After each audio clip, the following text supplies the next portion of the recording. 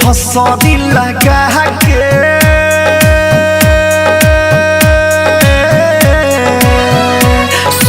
रसरी से फसरी लगा के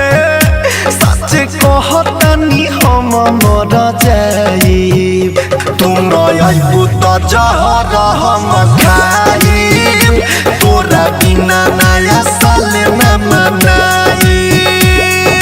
डीजे मनीष रक्सौल।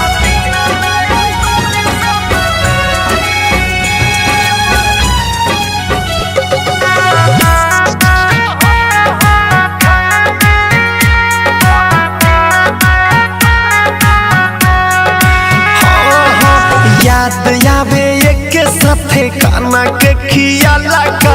गोदी में के तोहर सुतला का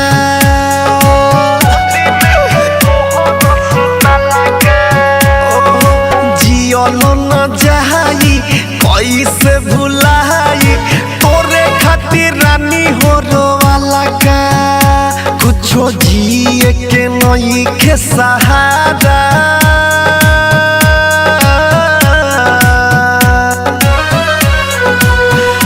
कुछो जिए के नई के सहारा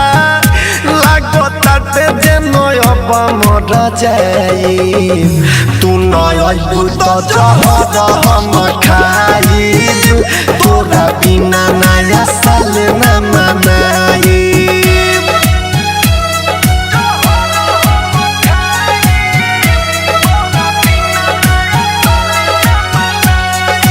तोहरे चलते सबके छोड़नी तू काहे छोड़ी के गइलू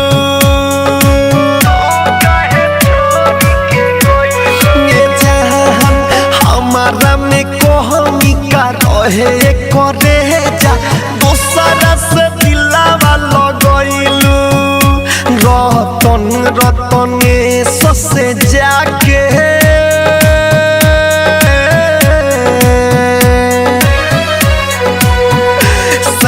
मोरिया सुधीर से जाके